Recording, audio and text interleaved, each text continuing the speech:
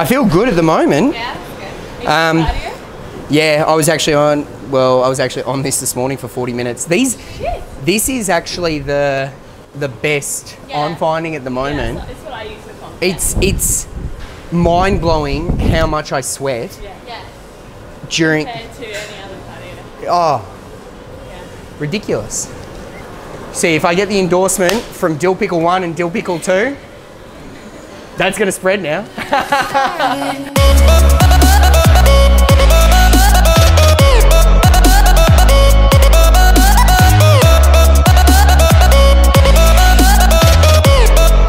Good morning, good afternoon, good evening, wherever you are around the world, to my fitness fraternity, sending you positive vibes and energy here on a fantastic Friday morning in sensational Sydney, Australia. I am 15 days out from my pro debut at the WBFF LA Pro Am, and I thought that under the current circumstances, with the time frame and the competition upcoming, I thought I'd provide you guys with an insight and an understanding as to what's going on with my competition prep, my experiences with competition prep in the past, and more just to give you not only the insight when it comes to my training and nutrition, but I think it's really important to touch on the psychological aspect and how important that plays a role in your success, not just in physique competitions or fitness as a whole, but in every other facet of your life. So in today's first installment, I will be taking you through an upper body workout. I'm going to be doing some accessory work focusing on my shoulders and arms, but I'm also going to take this opportunity to cover my why. Why is it that I choose to compete? Why I took the plunge in the first place many years ago for my first competition, and why I continue to compete today. This is my unconventional way of having pre-workout at the moment for no other reason other than when I was a kid, I really enjoyed eating Whiz Fizz, so shotgunning pre-workout.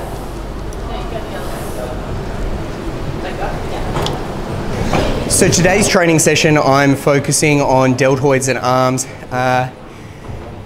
The feedback that I got from my last competition was that I needed to increase the width or the V-taper of my physique and acquire broader shoulders. From a proportions perspective, that meant that I needed to increase both lat development but also deltoids. So as a result, when I'm designing my training program, I'm really focusing on applying as much volume as I can to my deltoids while still allowing adequate recovery. So at the moment, I'm training or hitting my deltoids around 3 times per week, evenly spaced out. That could be incorporated as part of a push day session, you know, compound movements with chest press, bench press, and then doing a number of lateral raises. But for today's session, I really wanted to focus on, you know, applying as much volume as I could to the deltoids in isolation without doing too much pressing movements.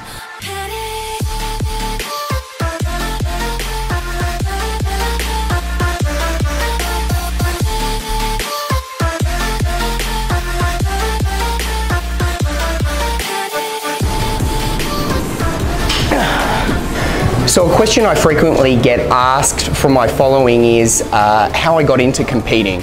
What was the compelling reason that prompted me to tip myself over the edge, do a prep, step out on stage? I've always had a strong passion for athletic pursuits. I loved rugby union at school, I loved doing track at school. And I think through those experiences at high school, where I probably wasn't the most naturally gifted sportsman, I learned that in order to get the result that I wanted, I needed to do the work that other people weren't willing to do outside the bounds of the, you know, team training sessions. I needed to work on my own skill sets, my own level of fitness beyond what everyone else was doing in order to get the same result. And I think through those experiences, you learn, you know, just that level of the level of accountability to yourself increases exponentially. and you gain an appreciation for work ethic and how far it can take you if you're willing to discipline yourself to get there. When I was at high school, played rugby, and in my final year of rugby, I tore the anterior cruciate ligament in my left knee in my final game, which just put me out of action for an entire year. And it was in that time off that I had the opportunity to sort of rectify my physical limitations, to work on making myself bigger and better for my performance on the football field. Unfortunately, 2 years later, as fate would have it, my right anterior cruciate ligament tore as a result of another rugby injury. So both my knees have been reconstructed, but it was at that point that I'd already fallen in love with the process of training in the gym and, you know, changing my physique. So I'd effectively fallen into, you know, fitness and bodybuilding.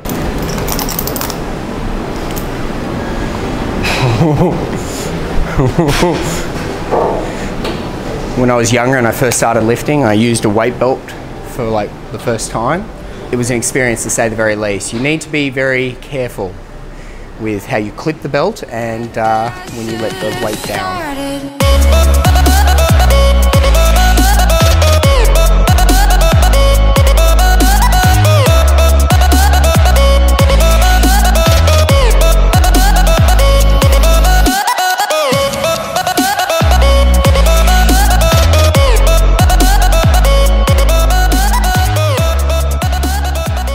First competition was in 2012 and it came off the back of 3 years of just consistent training in the gym, and over time my understanding of both training and nutrition had evolved.